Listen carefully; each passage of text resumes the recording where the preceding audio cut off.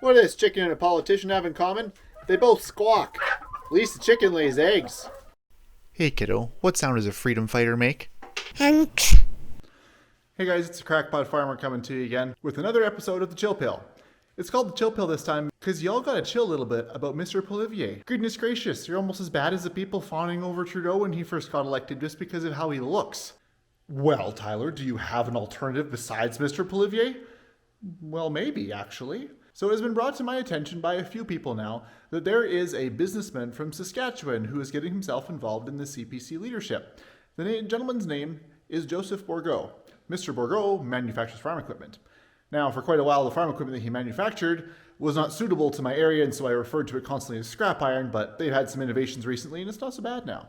So Mr. Bourgault actually went to Ottawa with the convoy. He was there for the duration, and he obviously very much supports the freedom movement here in the country.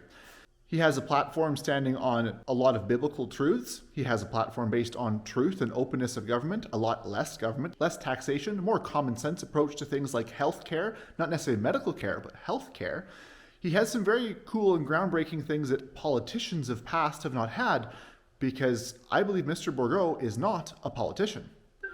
Now, you all remember that I've been saying for quite a while that we need to get the politicians out of our government and get some statesmen in. Now, it is my opinion that Mr. Polievre is a politician. So we have here this contrast. We have essentially a statesman, Mr. Bourgault, and we have a politician, Mr. Polievre. Now, I do respect Mr. Polievre quite a bit.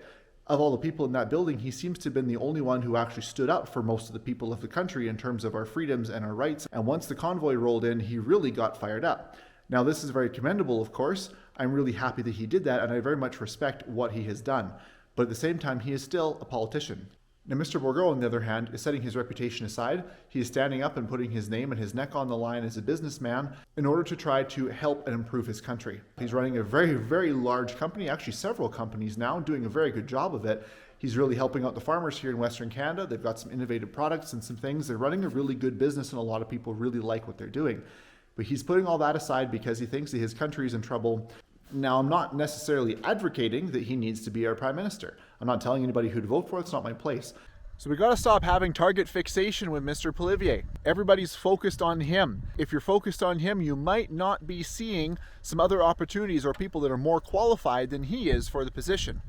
Just like the Liberals back when Mr. Trudeau first got elected, we're focusing on a person because they're smooth, they're a well-oiled machine, they're saying the right stuff, they're doing the right things, they're in the right places, pulling the right strings, and getting everybody to like them, even though they may or may not be necessarily the most qualified candidate. I'm not saying Mr. Polievre isn't a good candidate. He is, absolutely. But we got to make sure we're keeping our eyes open so that we don't miss other opportunities lest they pass us by. So please take the blinders off, stop being so focused on Mr. Polievre, and take a look at some of the other candidates that may be up and coming, like Mr. Bourgault. There's probably going to be some more pop up the next little while too. Let's make sure we give everybody a fair consideration and not just go with where the hype currently is residing. Thank you for watching this episode of The Chill Pill. If you like what you're listening to here, please check out the rest of our channel. You'll find there's a lot more videos in the playlist titled The Chill Pill, Ottawa and Beyond.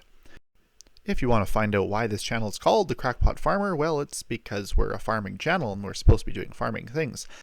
So if you want to watch some farming content specifically related to regenerative and sustainable agriculture, please stay tuned in the coming months as we get into seeding and whatnot, and we will show you the ins and outs of agriculture here in Western Canada. Thanks for watching.